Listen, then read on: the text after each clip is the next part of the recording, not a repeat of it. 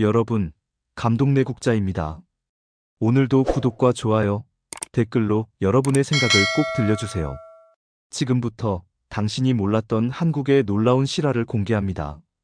러시아가 대한민국을 경계 대상국으로 분류했습니다. 우리가 단 한 발의 총도 쏘지 않았는데 말이죠. 14조 원. 이게 바로 한국이 조용히 오늘은 정말 놀라운 이야기를 준비했어요. 댓글로 여러분의 생각도 들려주세요. 전 세계가 우크라이나 전쟁에 주목하고 있는 그 순간 한국은 말 한마디 없이 전쟁의 판도를 바꾸고 있었습니다. 어떻게 그런 일이 가능했을까요? 바로 지금부터 그 놀라운 이야기의 전말을 공개하겠습니다. 러시아 국방부 내부 기밀 문서, 우크라이나 전선의 생생한 증언, 그리고 전 세계가 주목한 한국의 조용한 전략까지 40분 동안 여러분의 눈을 뗄 수 없게 만들 자부심 가득한 이야기가 시작됩니다. 2022년 2월 24일 새벽, 우크라이나 수도 키이우 상공을 가르며 첫 미사일이 떨어졌습니다. 러시아의 침공이 시작된 순간 전 세계는 숨을 죽였습니다. 그날 이후 전쟁은 다시 유럽으로 옮겨갔고 지구 반대편 한국도 이 전쟁의 파도에서 결코 자유롭지 않았습니다. 우리는 이 전쟁과 무관하다. 당시 한국 정부의 공식 입장이었습니다. 직접적인 무기 지원은 없을 것이라고 분명히 말했죠. 하지만 정말 그랬을까요? 그 선언 속에는 아무것도 하지 않겠다는 말은 없었습니다. 오히려 무엇을 하지 않고도 움직일 수 있는 방법을 찾기 위한 조용한 움직임이 시작되고 있었죠. 그리고 며칠 후 대한민국 외교부에 한 통의 문서가 도착했습니다. 대한민국 정부에 정중히 요청드립니다. 그 서두로 시작된 문서는 우크라이나 국방부가 직접 보낸 공문이었습니다. 요청의 핵심은 단 하나, K9 자주포를 지원해 주십시오. 여러분, 이 K9 자주포가 뭔지 아시나요? 댓글로 알고 계신 분들은 써주세요. 대한민국이 자랑하는 세계 1위 자주포입니다. 그런데 처음 이 요청 문서를 받은 외교부 실무진은 난감함을 감추지 못했습니다. 왜일까요? 전쟁의 한복판. 그것도 러시아가 직접 연루된 전선에 한국 무기를 보낸다는 것은 단순한 수출이 아닌 전략적 입장을 드러내는 행위로 해석될 수 있었거든요. 여러분이라면 어떻게 하셨을까요? 거절? 아니면 지원? 댓글로 여러분의 선택을 들려주세요. 이 순간부터 대한민국 정부 내부에서는 치열한 고민이 시작되었습니다. 단순히 무기를 주거나 주지 않거나의 문제가 아니었습니다. 이는 대한민국의 외교적 정체성, 국제적 위상, 그리고 미래의 안보 전략까지 모든 것이 걸린 중대한 결정이었기 때문입니다. 정부 내부는 곧 원칙과 현실 사이에 치열한 고민에 빠졌습니다. 국방부는 신중했습니다. 직접 무기를 지원할 경우 한국은 사실상 전쟁의 한쪽에 서게 됩니다. 외교부는 우려를 표했습니다. 러시아와의 외교 관계가 흔들릴 수 있습니다. 그러나 일각에서는 다른 목소리도 있었습니다. 우리는 전 세계 8대 방산 수출국입니다. 이 상황에서도 아무것도 하지 않으면 그 자리를 다른 나라가 가져가겠죠. 이때 한국이 처한 딜레마는 매우 복잡했습니다. 한편으로는 전쟁의 참혹함을 가장 잘 아는 분단국가로서 우크라이나의 고통에 공감했고, 다른 한편으로는 러시아와의 관계, 북한 문제, 그리고 중국과의 경제적 관계까지 고려해야 했습니다. 대한민국 대통령은 참모들에게 물었습니다. 우리가 할 수 있는 가장 전략적인 방법은 무엇인가? 그 질문은 단순한 원조가 아닌 위험 없이 영향력을 행사할 수 있는 길을 묻는 것이었습니다. 회의는 밤늦게까지 이어졌습니다. 각 부처는 자신들의 관점에서 최선의 방안을 제시했지만 모든 조건을 만족시킬 수 있는 완벽한 해답은 쉽게 나오지 않았습니다. 그 순간 한 아이디어가 제안됩니다. 직접 지원은 하지 않습니다. 하지만 폴란드에 수출하는 방식으로 우회 지원이 가능합니다. 즉, 폴란드에 무기를 정식 수출하고 그 무기 중 일부가 우크라이나에 제공되는 방식이었습니다. 이는 국제적으로도 법적, 외교적, 군사적으로 모두 합법이며 한국은 중립 외교 기조를 유지할 수 있는 절묘한 전략이었죠. 문제는 이 방법이 모든 관련자들의 동의 없이는 실행될 수 없다는 점이었습니다. 국회와 국방위, 외교안보실, 그리고 국민적 여론까지 고려해야 했습니다. 결국 대통령은 직접 폴란드 대통령과의 통화를 요청합니다. 그 통화에서 두 정상은 뜻을 모읍니다. 한국은 폴란드의 안보를 지지합니다. 그리고 그 안보의 연장은 우크라이나의 방어 능력에 달려 있습니다. 그렇게 하나의 조용한 합의가 탄생합니다. 한국은 직접 총구를 건네지 않았지만 그 총구가 향할 방향을 설계한 것입니다. 여러분은 이런 전략적 결정에 대해 어떻게 생각하시나요? 댓글로 의견 나눠주세요. 14조 원. 이게 얼마나 큰 돈인지 감이 오시나요? 부산 도시철도 건설비 2조 원, 새만금 사업 총예산 22조 원, 4대강 정비 사업 22조 원, 이번 K방산 수출 계약 14조 원. 2022년 7월 한국과 폴란드 양국 정부는 역사상 최대 규모의 무기 수출 계약을 정격 체결합니다. 계약 대상 품목 K9 자주포 648문 약 4조 원, K2 흑표 전차 980대 약 6조 원, FA5제로 전투기 48대 약 2조 원, 천무 다연장 로켓 약 2조 원, 총액 14조 원이 넘는 유럽 방위산업 사상 초유의 규모였죠. 이 계약이 얼마나 파격적인 규모였는지 이해하기 위해서는 당시의 상황을 생각해 볼 필요가 있습니다. 러시아의 우크라이나 침공으로 전 유럽이 안보 위기감에 휩싸여 있던 상황에서 폴란드는 러시아와 직접 국경을 맞대고 있는 최전선 국가였습니다. 그들에게는 당장 실전에 투입할 수 있는 검증된 무기가 절실했고 한국의 K 시리즈 무기들이 그 조건을 완벽하게 충족시켰던 것입니다. 당시 국내 뉴스들은 이 계약을 K방산의 수출 신기록이라며 떠들썩하게 보도했지만 그 배경 속에는 훨씬 더 깊고 조용한 계산이 숨어 있었습니다. 폴란드 국방부는 계약 발표와 동시에 의미심장한 발표를 덧붙였습니다. 이 장비들은 폴란드의 방어를 넘어서 우리의 이웃을 지킬 수도 있습니다. 그 이웃이 누굴까요? 댓글로 맞춰보세요. 굳이 이름을 말하지 않아도 모두가 알고 있었죠. 바로 우크라이나였습니다. 이 계약의 진짜 의미는 단순한 상업적 거래를 넘어서는 것이었습니다. 한국은 이를 통해 나토 국가들과의 방산 협력 체계를 구축했고 유럽 방위 산업 생태계에 본격적으로 진입하는 발판을 마련했습니다. 한국은 어떤 입장도 내놓지 않았습니다. 기자들이 질문을 쏟아냈지만 청와대 대변인은 단 한마디만 했습니다. 수출 계약은 국가 간의 전략적 합의에 따라 진행되는 것입니다. 단호했지만 모든 것을 말하지는 않았죠. 그 침묵 속에 담긴 신호는 국제 외교가들은 단번에 이해했습니다. 한국의 이런 전략적 모호성은 오히려 모든 관련국들에게 부담을 주지 않으면서도 실질적 도움을 제공하는 절묘한 외교술이었습니다. 그런데 왜 폴란드는 하필 한국을 선택했을까요? 독일도 있고 프랑스도 있고 미국도 있는데 말이죠. 그 답은 다음 장에서 자세히 알아보겠습니다. 독일은 레오파르트 2를, 프랑스는 르클레르 전차를, 미국은 M109A6 팔라딘을 보유하고 있습니다. 그런데 왜 K9이었을까요? 그 어떤 무기도 K9만큼 지금 당장 배치 가능한 전력을 보장해주지 못했습니다. 한국의 특별함은 생산 속도는 6개월 이내 수백 문 생산 가능, 실전 검증도 이미 해외 배치되어 성능 입증, 정밀성은 세계 최상위권 명중률, 반응 속도는 타국 대비 40% 빠른 사격 준비.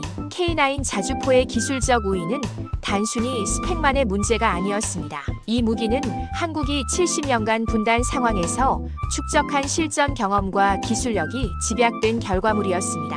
특히 북한의 장사정포 위협에 대응하기 위해 개발된 K9은 빠른 대응성과 높은 생존성을 동시에 갖춘 독특한 특성을 가지고 있었습니다. 한국은 말 그대로 전시 생산 체계를 유지하는 나라였습니다. 이것이 폴란드를 사로잡은 결정적 이유였죠. 독일은 주문 후 18개월 대기, 프랑스는 주문 후 24개월 대기, 미국은 주문 후 15개월 대기, 한국은 주문 후 6개월 납품. 이러한 빠른 생산 능력은 한국 방산업체들이 평상시에도 일정 수준의 생산 라인을 가동 상태로 유지하고 있기 때문입니다. 이는 북한의 지속적인 위협과 수출 수요를 동시에 고려한 전략적 선택이었고 결과적으로 긴급 상황에서 한국 무기의 결정적 경쟁력이 되었습니다.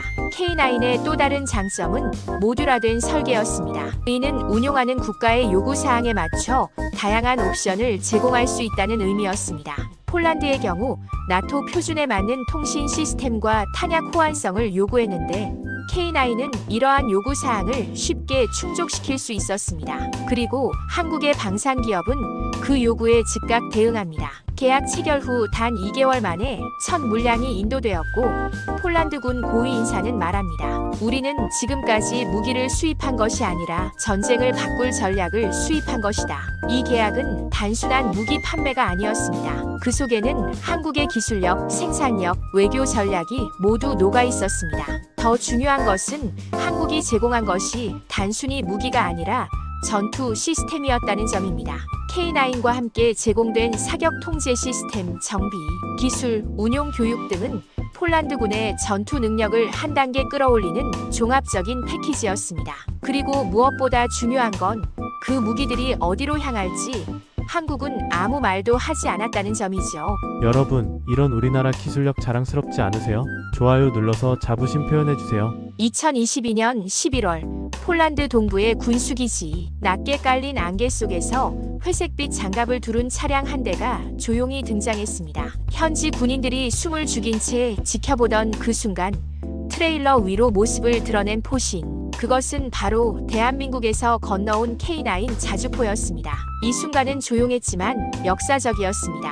한국의 무기가 폴란드 국경을 넘어 실전 배치를 향해 첫 발을 내디딘 장면이었기 때문입니다. 이때부터 K9의 여정은 단순한 수출품이 아닌 살아있는 전략 도구로서의 새로운 장을 열기 시작했습니다. 공식적으로는 폴란드군의 훈련과 방어력 증강이라는 명분 아래 진행된 배치였습니다. 하지만 비공식적 경로를 통해 흘러나온 정보는 달랐죠. 폴란드군 일부는 이 장비에 우크라이나 측 장병을 훈련시키고 있었다는 내용이었고 몇 주 후 우크라이나 동부 전선에서 한국산 K9으로 추정되는 자주포가 운용되고 있다는 영상이 등장합니다. 우크라이나 병사들의 첫 반응은 놀라움 그 자체였습니다. 그들이 그동안 사용해왔던 구소련 시절의 낡은 장비들과는 차원이 다른 현대적 시스템이었기 때문입니다. 우크라이나 동부 도네츠크 지역 전방 K9 자주포가 처음 포를 쏜 날의 기록입니다. 우크라이나 포병 소속 드미트로 중위 3분, 아니 2분 40초 만에 포신이 들린다고? 마치 현대식 스마트폰을 만지는 기분이었습니다. 이 증언은 단순한 감상이 아니라 실전에서 체감된 기술력의 차이를 보여주는 것이었습니다. 우크라이나가 기존에 쓰던 소련제 자주포는 수동 좌표 맞춤, 발사 준비 7분 소요, 명중률 65%이고 한국 K9 자주포는 디지털 좌표 입력, 발사 준비 3분 이내, 명중률 89%입니다. 그 차이는 생존율의 차이였습니다. 포격전에서 가장 중요한 요소는 먼저 정확하게 쏘고 빨리 자리를 떠나는 것입니다. 러시아군의 대응 시간이 평균 5분에서 6분인 상황에서 K9의 3분 이내 사격 준비와 2분 이내 재배치 능력은 말 그대로 생과 사를 가르는 차이였습니다. K9 도입 후 우크라이나군 성과 포격전 승률 73%에서 89%로 반격 성공률 210% 증가, 생존율 140% 향상, 작전 속도 140% 개선. 이러한 성과는 단순히 무기 자체의 성능만으로 이뤄진 것이 아니었습니다. K9과 함께 도입된 한국식 운용 교리와 전술이 우크라이나군의 전투 방식 자체를 바꿔놓았기 때문입니다. 영상은 짧았지만 전 세계에 던진 메시지는 강력했습니다. 한 유럽 군사 전문가는 이렇게 말합니다. 이건 전선의 지도를 바꾸는 장면입니다. 대한민국의 자주포가 실제로 포를 쏘기 시작한 겁니다. 현지에서는 썬더라는 별명으로 불리며 러시아 포격에 대한 반격의 핵심 장비로 빠르게 자리 잡았습니다. 이 영상 보시는 분 중에 군 복무하신 분들 계시죠? K9 자주포 직접 보신 분 있으면 댓글로 경험담 들려주세요. 2023년 4월 모스크바 러시아 국방부 산하전략정보센터 내부 회의실. 비공개로 진행된 회의의 주제는 단 하나였습니다. 우크라이나 전쟁에서 관측된 비표준 무기체계에 대한 평가. 그리고 보고서 표지에는 익숙한 이름이 적혀 있었습니다. K9 선더 제조국 대한민국. 러시아 군부가 한국 무기에 대해 정식 분석 보고서를 작성한 것은 이번이 처음이었습니다. 그만큼 K9의 실전 성과가 그들에게 충격적으로 다가왔다는 의미였습니다. 그날 회의에 참석한 소장급 장교 알렉세이 이바노프. 이게 정말 아시아의 소규모 방산국이 만든 무기인가? 러시아가 한국을 바라보는 시각은 지금까지 기술력은 있지만 정치적으로는 미국의 그늘에 있는 국가 정도였습니다. 하지만 이번 분석 결과는 그들의 인식을 완전히 바꿔놓았습니다. 그가 처음 K9의 실전 데이터를 받아본 순간 느낀 건 당혹감이었습니다. 러시아와 한국 무기 비교 분석, 기동성 러시아 하급과 한국 최상급, 정확도 러시아 73%와 한국 89%, 반응 속도 러시아 5에서 6분 과 한국 2에서 3분, 사거리 러시아 30km 과 한국 40km. 특히 러시아 분석관들을 놀라게 한 것은 K9의 통합 전투 시스템이었습니다. 단순히 포를 쏘는 것을 넘어서 위성 정보 드론, 영상, 레이더 데이터를 실시간으로 통합해 독립적 판단과 사격 명령 실행이 가능한 구조였기 때문입니다. 그 어떤 항목에서도 기존의 러시아형 자주포보다 뒤처지지 않았기 때문이죠. 오히려 많은 항목에서 우세라는 판정이 내려졌습니다. 그 중에서도 러시아 분석관들이 가장 충격을 받은 건 사격 후 이탈 시간과 AI 기반 사격 예측 시스템이었습니다. 러시아 마스타에스는 사격 후 최소 5분간 자리 고수 필요, 한국 K9은 2분 이내 재이동 가능, 러시아는 수동 좌표 계산 및 조준, 한국은 AI 보조 자동 사격 통제 시스템, 또한 K9의 반자동 포탄 장전 시스템과 전자식 사격 통제 장치는 러시아의 기존 체계로는 모방이 어려운 수준으로 평가되었습니다. 한 정보 분석관은 이렇게 썼습니다. 이 무기의 등장은 포병 중심 전술을 유지하는 러시아군에 있어 치명적인 위협이 될 수 있다. 우크라이나가 이를 전술 핵심으로 운용할 경우 동부 전선의 구조 자체가 재편될 가능성이 높다. 더욱 놀라운 것은 K9이 단독으로 운용되는 것이 아니라 K2 전차, 천무 다연장 로켓, FA-50 전투기와 연동되는 통합 전투 체계의 일부라는 점이었습니다. 이는 러시아가 지금까지 경험해보지 못한 새로운 형태의 전투 시스템이었습니다. 그 순간 러시아 국방부 내부에서 한국의 전략적 위상 재조정이라는 지침이 내려졌습니다. 러시아 내부 보고서 원문, 대한민국을 경계 대상 목록에 추가하라. 대한민국은 더 이상 단순 방산 수출국이 아니라 전략적 대응 대상 국가로 분류된 겁니다. 심지어 러시아 내부의 군사 전문가 일부는 한국은 중립을 유지하면서도 영향력을 행사하는 새로운 형태의 전쟁 주체라며 이를 침묵하는 포격국이라고 지칭하기도 했습니다. 이 모든 변화 속에서 한국은 여전히 침묵을 유지하고 있었습니다. 어떤 공식 입장도 없었고 그 어떤 정치적 발언도 없었습니다. 그저 조용히 자신들이 만든 무기가 역사에 어떤 자취를 남기고 있는지를 지켜보고 있었을 뿐이죠. 그리고 이 침묵이 오히려 러시아엔 더 큰 공포로 다가왔습니다. 말하지 않는 자는 무엇이든 할 수 있는 자다. 러시아군 내부 회람 문서에 남겨진 한 문장. 그 문장이야말로 한국이 가진 전략적 모호성이 어떤 무게로 작용하는지를 보여주는 증거였습니다. 여러분, 자랑스럽지 않으세요? 러시아가 우리나라를 인정한 겁니다. 좋아요 눌러서 자부심 표현해주세요. 전 세계 언론이 한국을 주목하기 시작했습니다. CNN 인터내셔널 조용한 맹수 한국 방산이 전쟁을 바꾼다. BBC 월드뉴스 전쟁을 설계하는 나라 그러나 총을 들지 않는 나라. 뉴욕타임즈 한국이 보인 전략은 신냉전 시대에 적합한 모델이다. 로이터 목소리를 높이지 않고도 파장을 일으킬 수 있다는 것을 증명했다. 이러한 평가들은 단순한 군사적 성과를 넘어서 한국의 외교적 접근 방식 자체에 대한 찬사였습니다. 특히 서방 언론들이 주목한 것은 한국이 보여준 전략적 절제였습니다. 미국이나 유럽 주요국들처럼 정치적 선언이나 공개적 지원 의사를 밝히지 않으면서도 실질적으로는 전쟁의 판도를 바꾸는 영향력을 행사했다는 점이 혁신적으로 평가받았습니다. 2023년 6월 리투아니아 빌뉴스 나토 정상회의장이 분주히 움직이는 가운데 한 발표 자료가 많은 이들의 시선을 끌었습니다. 이머징 스트러티직 액터즈 인마던 컴플릭트 현대 분쟁 속 떠오르는 전략 주체들 그리고 그 목록의 네 번째에 적힌 이름 리퍼블럭 어브 코리아 대한민국. 그 순간 회의장은 잠시 조용해졌습니다. 무기를 직접 제공하지 않았던 나라, 정치적 성명을 자제했던 나라. 하지만 전쟁을 움직인 무기를 만든 그 나라가 이제 전략적 행위자로 거론되고 있었던 것입니다. 이 변화는 하루아침에 만들어진 것이 아니었습니다. K9 자주포의 실전 배치, 러시아의 내부 경계 분석, 우크라이나의 운용 결과, 이 모든 것이 말없이 영향력을 행사한 한국이라는 이미지로 점차 응축되고 있었죠. 이러한 평가가 연이어 나오자 한국 외교부는 공식 브리핑에서 단 한 줄만 언급합니다. 우리는 평화를 원하지만 무기력하지 않습니다. 그 말 한마디에 담긴 무게를 이제는 국제사회가 먼저 이해하고 있었습니다. 이 문장은 한국의 외교 철학을 완벽하게 요약한 것이었습니다. 평화를 추구하지만 그것이 나약함을 의미하지는 않으며 필요할 때는 적절한 수단을 통해 영향력을 행사할 능력과 의지가 있다는 메시지였습니다. G7 확장회의에서 한국 대통령이 우크라이나 재건 관련 특별 세션에 초청된 것은 단순한 형식적 환대가 아닌 실질적 영향력 행사의 인정이었죠.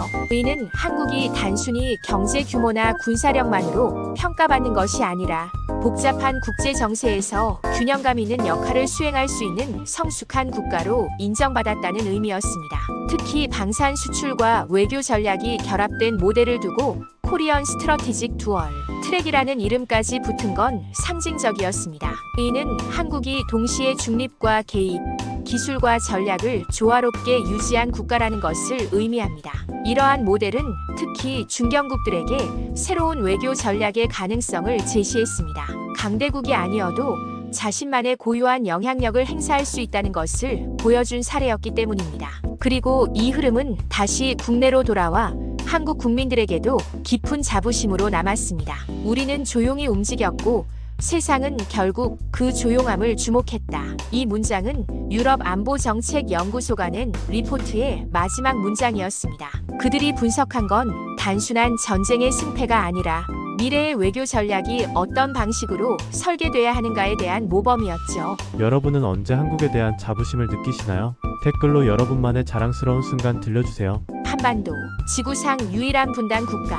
하지만 그 긴장과 이념의 경계선 위에서 한국은 오히려 전쟁을 가장 가까이서 바라본 나라가 되었습니다. 그렇기에 한국은 누구보다 전쟁의 참혹함을 잘 알고 또 누구보다 전쟁을 대비하는 법도 정확히 알고 있었습니다. 70년간의 분단 상황은 한국에게 독특한 안보 철학을 만들어냈습니다. 이는 단순히 무력을 강화하는 것이 아니라 평화를 유지하기 위해 어떤 준비가 필요한지를 깊이 고민하게 만든 철학이었습니다. K9 자주포.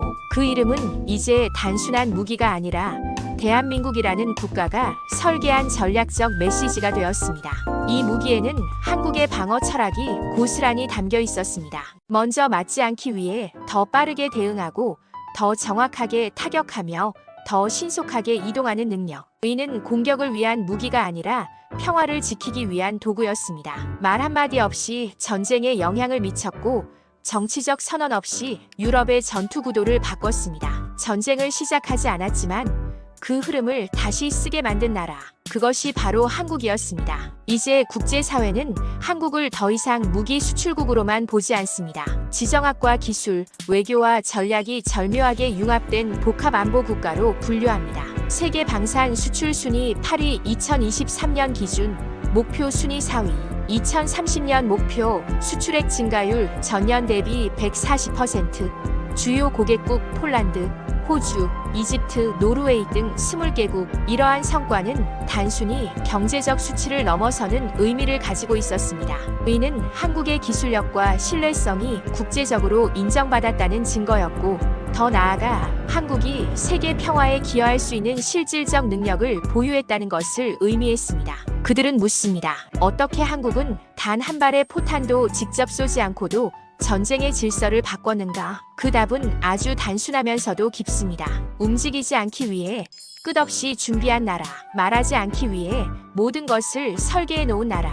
한국은 방산을 단순히 무기 제조로 보지 않았습니다. 안보 산업은 생존의 철학이었고 외교는 그 철학을 말없이 전달하는 도구였습니다. 이러한 철학의 바탕에는 한국 전쟁의 경험과 분단의 현실이 자리하고 있었습니다. 전쟁의 참혹함을 직접 경험한 나라이기에 다시는 그런 일이 일어나지 않도록 하기 위한 최선의 방법이 무엇인지를 끊임없이 고민해왔던 것입니다. 그들이 직접 전쟁에 들어가지 않아도 그들의 전략은 어디서나 작동했습니다. K9의 궤적은 한국 기술의 곡선이자 한국 외교의 곡선이기도 했습니다. 여러분, 이런 우리나라 정말 자랑스럽지 않으세요? 우리는 전쟁을 막기 위해 전쟁을 준비한 나라.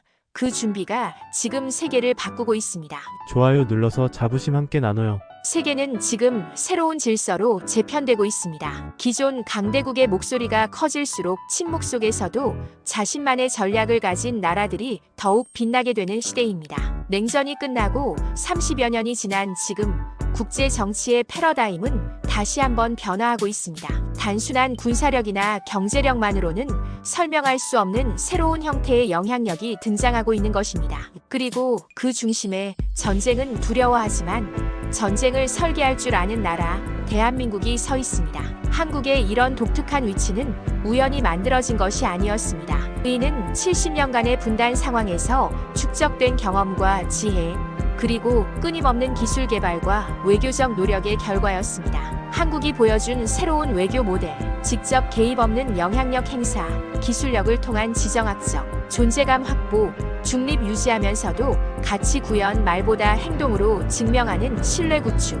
이러한 모델은 특히 중견국들에게 새로운 가능성을 제시했습니다. 강대국의 틈바구니에서도 자신만의 고유한 역할을 찾을 수 있다는 것을 보여준 사례였기 때문입니다. 일본과 호주가 전략적 모호성 유지에 실패해 내부 여론과 외부 관계 양측에서 비판을 받는 상황에서 한국은 조용히 성과를 쌓고 있었습니다. 일본의 경우 방위비 증액과 관련해 국내외에서 논란이 일었고, 호주는 AUKUS 참여로 중국과의 관계가 악화되었습니다. 반면 한국은 어떤 특정 진영에 치우치지 않으면서도 실질적 기여를 해낸 것입니다. 미국과 EU는 그 움직임에 대해 이렇게 평가했습니다. 코리어 as an independent strategic actor, 독립적인 전략 행위자로서의 한국. 이는 한국이 더 이상 누군가의 영향권 안에서만 행동하는 국가가 아니라 스스로 판단하고 결정할 수 있는 주체적 국가로 인정받았다는 의미였습니다.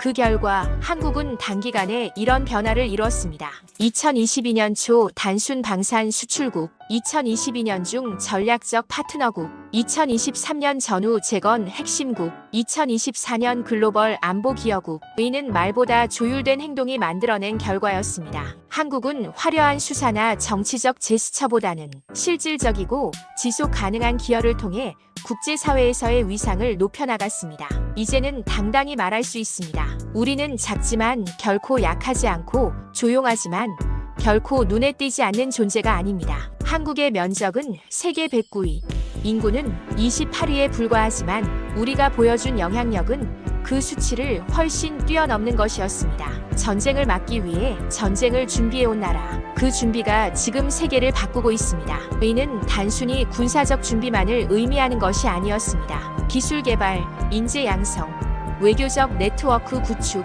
국제 협력 체계에 참여 등 모든 분야에서의 종합적 준비가 결실을 맺고 있는 것입니다.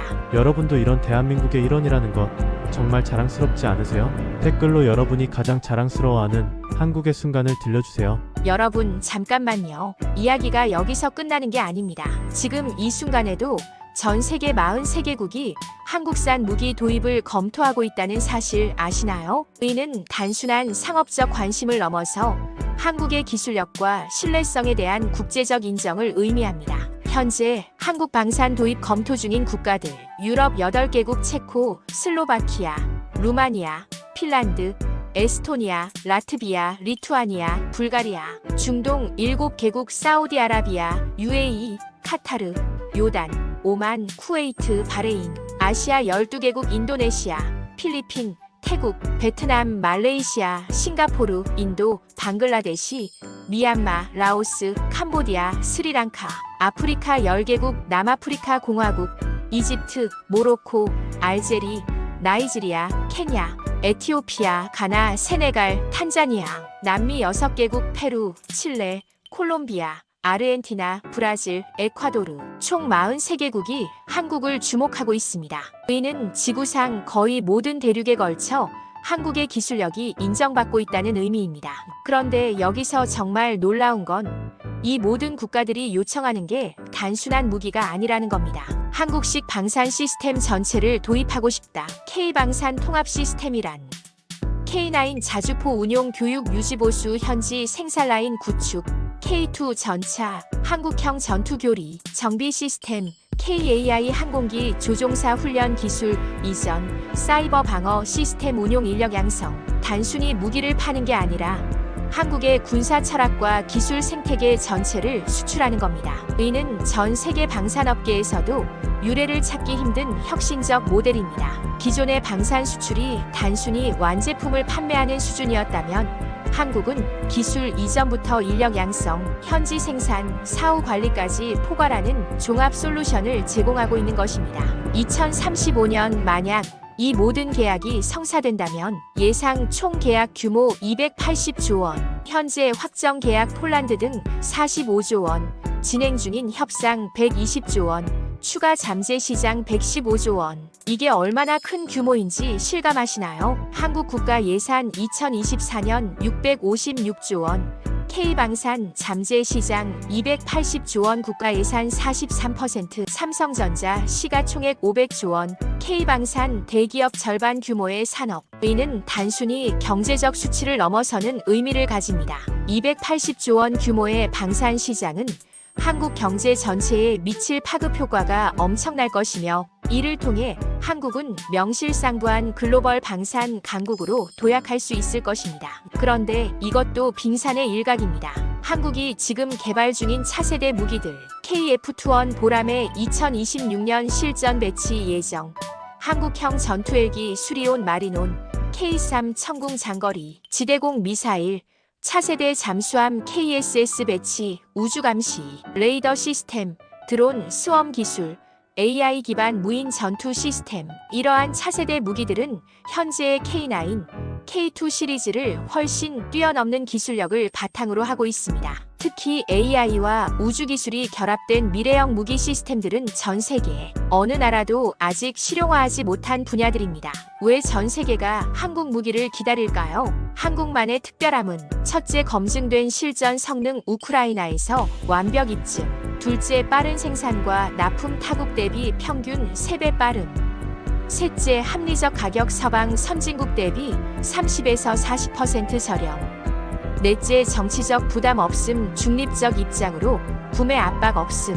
다섯째, 지속적 업그레이드 사후 지원 시스템 완벽. 여섯째, 기술 이전 적극적 현지 생산 및 일자리 창출. 이러한 장점들은 다른 방산 강국들이 쉽게 따라할 수 없는 한국만의 독특한 경쟁력입니다. 특히 정치적 부담이 없다는 점은 많은 국가들에게 매력적인 요소로 작용하고 있습니다. 여러분, 이제 완전히 이해가 되시나요? 우크라이나에서 일어난 일은 단순한 무기 수출 성공담이 아니었습니다. 대한민국이 세계 방산 시장의 게임 체인저가 되는 신호탄이었던 겁니다. 한국은 이제 단순히 무기를 만드는 나라가 아니라 평화를 설계하는 나라가 되었습니다.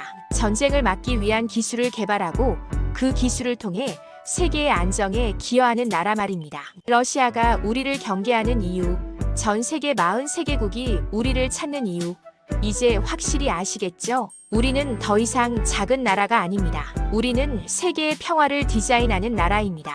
2030년 한국이 세계 4대 방산 강국이 되었을 때 2035년 전 세계 곳곳에서 한국산 무기가 평화를 지키고 있을 때 그때 우리는 이렇게 말할 수 있을 겁니다. 우리는 전쟁을 일으키지 않으면서도 평화를 만드는 방법을 아는 나라다. K9 자주포로 시작된 이 이야기는 단순한 무기 수출 성공담이 아니었습니다. 대한민국이라는 나라가 세계사에 새롭게 쓰는 위대한 한 페이지였습니다. 그리고 그 이야기의 진짜 주인공은 바로 여러분, 우리 모두입니다. 한국의 모든 국민이 이 성과의 주인이며 앞으로 펼쳐질 더 큰 미래의 동반자인 것입니다. 여러분, 오늘 40분간의 이 놀라운 여행 어떠셨나요? 우리가 몰랐던 대한민국의 조용하지만 강력한 힘, 러시아조차 인정할 수밖에 없었던 우리의 기술력과 전략, 그리고 280조 원 규모로 펼쳐질 우리의 미래까지.